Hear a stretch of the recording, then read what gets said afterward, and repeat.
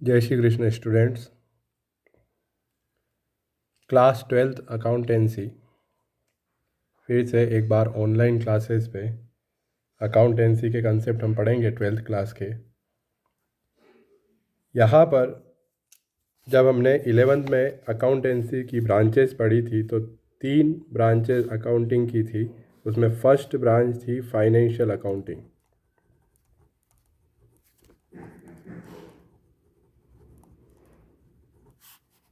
तो वहाँ समझाया था कि 11th 12th और फर्स्ट ईयर बीकॉम तक हमें फाइनेंशियल अकाउंटिंग जो ब्रांच है वही पढ़नी है। उसके बाद जो कॉस्ट अकाउंटिंग ब्रांच आती है, कॉस्ट अकाउंटिंग, मैनेजमेंट अकाउंटिंग और ह्यूमन रिसोर्सेज, सोशल रेस्पॉन्सिबिलिटी, अलग अलग अकाउंटिंग की ब्रांचेज होती है। पर ये सीनियर सेकेंडरी के लेवल तक ये ब्रांचेज अकाउंटिंग की नहीं समझाई, सिलेबस में नहीं है। तो फाइनेंशियल अकाउंटिंग जो समझाया था, ट्रेडिंग फर्म्स जो होती है,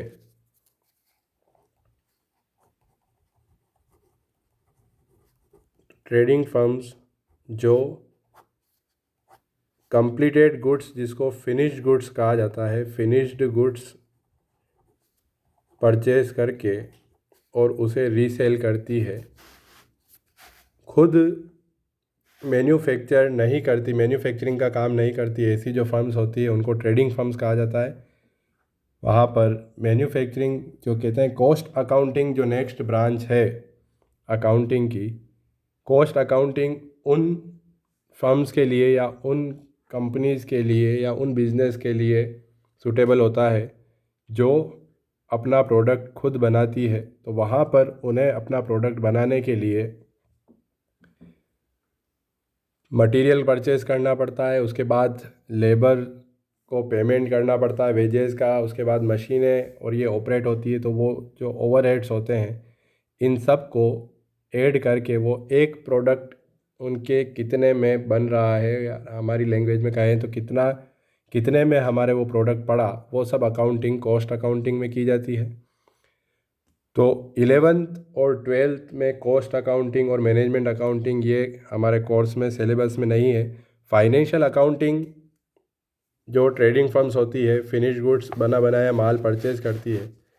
तो ऐसी ट्रेडिंग फर्म्स के भी अलग अलग टाइप्स होते हैं। जो हमने 11th क्लास में पढ़ा था वो था सोल प्रोप्राइटरशिप।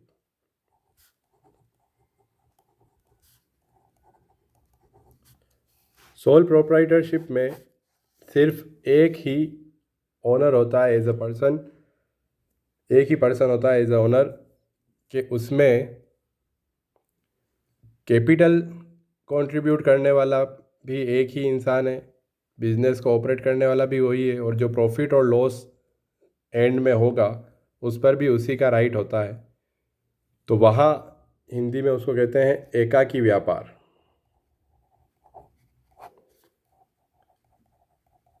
तो वहाँ पर रिस्क मैनेजमेंट, प्रॉफिट लॉस, जितनी भी चीज़ें हैं वो सब एक ही पर्सन की होती है, वो सोल प्रोप्राइटर। 12th में हमें आगे फाइनेंशियल अकाउंटिंग ही पढ़नी है, लेकिन सोल प्रोप्राइटर से आगे बढ़कर हम 12th का जो सिलेबस है उसको 2 पार्ट में डिवाइड कर सकते हैं। एक पार्ट को पार्टनरशिप कहा जाएगा और दूसरा जो पार्ट है वो कंपनी। तो पार्टनरशिप कहलाती है साझेदारी, और कंपनी को कंपनी ही कहा जाता है। तो 12th क्लास का जो सिलेबस है उसमें हमें 2 टॉपिक पढ़ने हैं, पार्टनरशिप और कंपनी। इन 2 पार्ट में सिलेबस को डिवाइड किया जा सकता है। एक बुक लगभग ये समझो जिसमें पूरी पार्टनरशिप है, और एक बुक में कंपनी, कंपनी के फाइनेंशियल स्टेटमेंट कैसे बनते हैं, फिर एनालिसिस कैसे होता है, ये सब सेकंड बुक में समझाया हुआ है।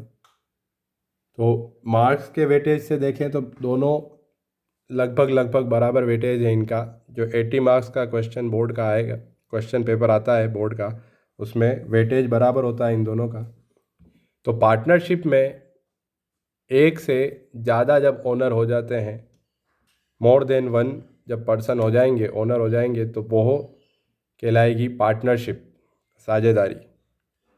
तो यहाँ पर रिस्क भी डिसेंट्रलाइजेशन ऑफ रिस्क कहा जाता है। रिस्क भी अलग अलग लोगों में बढ़ जाएगी, कैपिटल कंट्रीब्यूट करने वाले लोग भी अलग अलग हो जाएंगे, फिर मैनेजमेंट करने के लिए भी ज़्यादा लोग हो जाएंगे। तो लास्ट में जाकर प्रॉफिट और लॉस जो भी होगा वो भी ज़्यादा जनों में बटेगा। तो ये पार्टनरशिप, जो हम नॉर्मल लैंग्वेज में जब बचपन से जो वर्ड यूज़ करते हैं, भीड़ू जिसको कहा जाता है जब हम कोई गेम खेलते हैं, तो वो जो कहलाते हैं वही पार्टनरशिप, उन्हें पार्टनर्स कहा जाएगा यहाँ पर। तो एक टॉपिक हमको पार्टनरशिप का पढ़ना है। तो यहाँ पर एक से ज़्यादा पर्सन होते हैं, लेकिन वहाँ लिमिट दे दी, सबके एक्ट बने हुए हैं पार्टनरशिप में। एक से ज़्यादा पर्सन मिलकर बिजनेस करेंगे, उसको होने वाले प्रॉफिट और लॉस को आपस में बांटेंगे, ये सब पार्टनरशिप में होगा। लेकिन वहाँ लिमिट है कि 50% मैक्सिमम एज पार्टनर्स हो सकते हैं, उससे ज़्यादा पार्टनरशिप में नहीं होते। तो आगे फिर जब कंसेप्ट कंपनी का आएगा, तो कंपनी के कंसेप्ट में अलग अलग टाइप की कंपनीज होती है, जिसको प्राइवेट कंपनी और पब्लिक कंपनीज अलग अलग टाइप्स समझा रखे हैं। प्राइवेट कंपनीज जितनी भी होती है वो शेयर और डिबेंचर इशू नहीं कर सकती। वहाँ पर जो लोग पैसा लगा हुआ होता है वो किसी एक पर्सन या कुछ लिमिटेड पर्सन का पैसा लगा हुआ होता है। तो कंपनी वर्ड कब यूज़ किया जा सकता है किसी बिजनेस के लिए, तो उसके लिए एक ही रूल बना हुआ है कि जिसने भी कंपनीज एक्ट 2013, जो इंडिया में कंपनीज एक्ट बना हुआ है, उस एक्ट में अपने बिजनेस को रजिस्टर्ड करवा रखा हो, या इससे पहले कोई भी इंडियन कंपनीज एक्ट चलता था उसमें अपने बिजनेस को रजिस्ट्रेशन उसने करवा रखा हो, तो ही वो अपने बिजनेस के आगे कंपनी वर्ड यूज़ कर सकता है।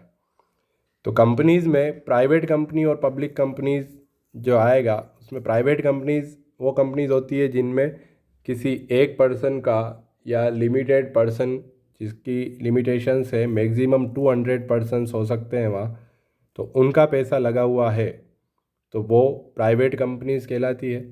प्राइवेट कंपनीज़ शेयर्स और डिबेंचर्स इशू नहीं करती। Shares, debentures, preference shares, retain earning, ये सब हम कंपनी का जब टॉपिक आगे डिटेल में पढ़ेंगे तो इन सब का डिटेल में मीनिंग समझेंगे, क्या शेयर्स होते हैं, क्या डिबेंचर्स होते हैं। तो शेयर और डिबेंचर वो इशू नहीं कर सकती है। और दूसरी जो टाइप की कंपनी है वो है पब्लिक कंपनीज़। तो पब्लिक कंपनीज़ अपनी जो टोटल कैपिटल होती है वो पब्लिक से कलेक्ट करती है, इसलिए उनका नाम पब्लिक कंपनीज रखा गया। तो वहाँ शेयर इशू किए जाते हैं। शेयर जिसको हिंदी में कहा जाए अंश या टुकड़ा या हिस्सा जिसको कहते हैं हम। तो पब्लिक कंपनीज की जो कैपिटल होती है वो किसी एक पर्सन या लिमिटेड पर्सन की नहीं होती। वहाँ पर लोगों का, जैसे शेयर मार्केट में लोग बाग पैसा इन्वेस्ट करते हैं, तो जो भी लोग किसी कंपनी के शेयर्स खरीदते हैं तो वो कैपिटल इन्वेस्टमेंट ही उसको कहा जाता है। अपनी कैपिटल वो बिजनेस उस कंपनी में इन्वेस्ट कर रहे हैं, तो वो किसी न किसी परसेंट से उस कंपनी के मेंबर बन जाते हैं, या ओनर कह सकते हो उनको। शेयर होल्डर्स जो होते हैं, जैसे आज हम रिलायंस कंपनी के शेयर्स खरीदते हैं, तो रिलायंस कंपनी के जो शेयर्स खरीदने वाला पर्सन, शेयर खरीदने वाले पर्सन को शेयर होल्डर कहा जाता है। तो हर शेयर होल्डर जो होता है वो उस कंपनी में अपनी ओनरशिप रखता है। भले वो 0.05% से ही वहाँ पर ओनर होगा, लेकिन शेयर्स अगर खरीद रखे हैं तो वो ओनर कहलाएगा, क्योंकि शेयर खरीदना मतलब उस कंपनी में कैपिटल इन्वेस्ट करना। तो पब्लिक कंपनीज़, प्राइवेट कंपनीज सिर्फ थ्योरी थोड़ा सा उसने एक्सप्लेन किया है। प्राइवेट कंपनीज़ की अकाउंटिंग हमें नहीं पढ़नी है। वहाँ पर पब्लिक कंपनीज़, जो कंपनीज़ शेयर इशू करके जनता से पैसे इकट्ठे करती है, जनता से कैपिटल लेती है, पब्लिक से कैपिटल लेकर आगे बिजनेस करती है, और जो प्रॉफिट कमाती है उस प्रॉफिट में से फिर वापस उन पब्लिक को अपने प्रॉफिट में से जो हिस्सा देती है, जिसको डिविडेंड कहा जाता है, तो वो सब अकाउंटिंग हमको कंपनी अकाउंटिंग में पढ़नी है। पार्टनरशिप में 4 अलग अलग चैप्टर हैं, 4 चैप्टर से पूरी पार्टनरशिप को उसने एक्सप्लेन किया है। फर्स्ट जो चैप्टर आएगा पार्टनरशिप का, उसमें फंडामेंटल्स हैं, इंट्रोडक्शन टू पार्टनरशिप, कि जब 2 या 2 से ज़्यादा पर्सन, फर्स्ट जो कंडीशन होती है वो यही है इसमें कि एसेंशियल जिसको कहा जा सकता है कि जब तक 2 पर्सन नहीं होंगे तब तक पार्टनरशिप हो ही नहीं सकती। तो पार्टनरशिप के लिए 2 और मोर पर्सन्स होना ज़रूरी है, उनके बीच में एग्रीमेंट होना चाहिए, प्रॉफिट और लॉस को डिस्ट्रीब्यूट करने की शर्त पहले से होनी चाहिए, और बिजनेस भी उनके बीच में होना चाहिए। तो फर्स्ट जो चैप्टर है उसमें यही समझाया है कि वो कैसे साथ में आकर एग्रीमेंट करते हैं, फिर क्या शर्तें उस एग्रीमेंट में लिखी जाती है, फिर ईयर जब एंड होता है तब 11th में जो हमने फाइनल अकाउंट्स पढ़े थे उससे किस तरीके से यहाँ पार्टनरशिप में अलग अकाउंट्स बनेंगे। तो यहाँ एक बहुत ही इम्पोर्टेंट जो अकाउंट बनता है वो है profit and loss appropriation account, जो कि एडिशन में बनता है किसी सोल प्रोप्राइटर के फाइनल अकाउंट्स के। सोल प्रोप्राइटर के फाइनल अकाउंट जब हमने पढ़े थे तो वहाँ trading account, profit and loss account और उसके बाद डायरेक्ट बैलेंस शीट हमने बनाई थी। पार्टनरशिप में profit and loss appropriation account बनाया जाता है। उस अकाउंट में किस पार्टनर को इस साल का कितना प्रॉफिट डिस्ट्रीब्यूट करना है वो सब उसी अकाउंट में किए जाते हैं। फिर ये टोटल जो जनरल इंट्रोडक्शन जिसको फंडामेंटल्स कहा जाता है वो फर्स्ट चैप्टर में आते हैं। सेकंड चैप्टर में अकाउंटिंग को चेंज करते हुए उसने कहा है कि अगर कोई नया पार्टनर फर्म में एडमिट होता है, किसी नए पार्टनर को एडमिशन दिया जाता है, तो कैसे अकाउंटिंग चेंज होती है पार्टनरशिप में। तो सेकंड चैप्टर समझाया है admission of a new partner. फिर थर्ड चैप्टर में उसने एक और कंडीशन चेंज कर दी कि अगर कोई पार्टनर नया नहीं आए लेकिन पुराने पार्टनर में से कोई 4 पार्टनर हैं उसमें से कोई रिटायर्ड होके जाना चाहे या किसी की डेथ हो जाती है, तब क्या अकाउंटिंग करनी चाहिए, किस तरीके से अकाउंटिंग होगी उस पार्टनरशिप फर्म में।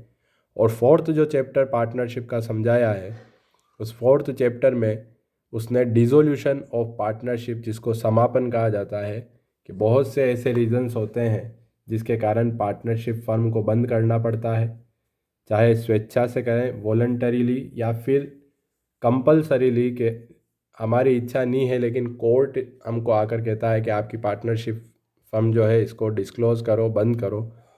तो फोर्थ जो चैप्टर है उसमें पूरी प्रोसेस समझाई हुई है कि जो इतने सालों से या फिर नई पार्टनरशिप फर्म थी उसको किसी कारण से अगर आपको बंद करना पड़े तो क्या प्रोसेस होती है, किस तरीके से लाइबिलिटीज़ और एसेट्स के अकाउंट्स को बंद करना है, वो सब फोर्थ चैप्टर में वहाँ पर रियलाइजेशन अकाउंट, जिसको वसूली कहा जाता है, वसूली खाता बनाया जाता है, रियलाइजेशन अकाउंट। सब की सब एसेट्स बेची जाती है और जो पैसा उन एसेट्स को बेचने से रियलाइज़ होता है उन पैसों से जो लाइबिलिटीज़ हैं उस पार्टनरशिप फर्म की उनका पेमेंट किया जाता है। अगर कोई पैसा कम पड़ रहा है तो वो पार्टनर्स और लेकर आएंगे और लाइबिलिटीज़ का पेमेंट करेंगे, और अगर मान लो कुछ पैसा बचता है तो वो पार्टनर्स अपने कैपिटल का जो रेशो होता है उस रेशो में वो पैसा निकाल कर ले जाएंगे। तो इन 4 चैप्टर्स के थ्रू पार्टनरशिप को पूरा एक्सप्लेन किया गया है। तो अगर 12th क्लास का सिलेबस चेंज नहीं होता है तो हमको पार्टनरशिप और कंपनीज अकाउंटिंग हमको पढ़नी है। कंपनी में कंपनी के फाइनेंशियल स्टेटमेंट, तो पार्टनरशिप पढ़ने के लिए पूरा हमको इंडियन पार्टनरशिप एक्ट 1932 जो है उसके अकॉर्डिंग पूरी पार्टनरशिप पढ़नी है, जबकि कंपनी पढ़ने के लिए हमको कंपनीज एक्ट 2013 उसके अकॉर्डिंग पूरी कंपनी पढ़नी है। कंपनी के फाइनेंशियल स्टेटमेंट्स कैसे बनते हैं, जब लोगों से पैसा लेते हैं तो कैसे जर्नल एंट्रीज होती है शेयर इशू करने की, डिबेंचर इशू करने की। उसके बाद फाइनेंशियल स्टेटमेंट बनने के बाद भी उनका एनालिसिस होगा, पिछले सालों से कंपेयर किया जाएगा, फिर इस अपनी कंपनी का दूसरी कंपनी से कंपैरिजन किया जाएगा। इस तरीके से फाइनेंशियल स्टेटमेंट का भी एनालिसिस किया जाता है। और 2 और 3 चैप्टर जो अलग हैं पार्टनरशिप से और कंपनी से, उसमें आएंगे जॉइंट वेंचर, कंसाइनमेंट और एनपीओ। एक जो अलग सा टॉपिक आएगा वो यहाँ आएगा एनपीओ का। एनपीओ का कहे जाते हैं नॉट फॉर प्रॉफिट ऑर्गेनाइजेशन। ऐसे ऑर्गेनाइजेशंस जो प्रॉफिट अर्न करने के लिए इस्टेब्लिश्ड नहीं किए गए थे, उनको इस्टेब्लिश्ड करने का जो मोटिव था, मेन ऑब्जेक्टिव था, वो था सर्विसेज प्रोवाइड करना।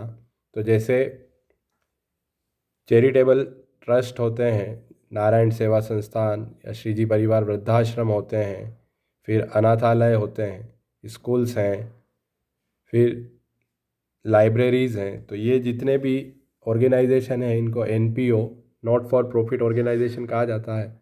तो वहाँ पर अकाउंटिंग का क्या तरीका होता है, फंड बेस्ड अकाउंटिंग वहाँ की जाती है। तो एनपीओ की अकाउंटिंग ये बिल्कुल अलग टॉपिक है, ये भी हमारे 12th के सिलेबस में है।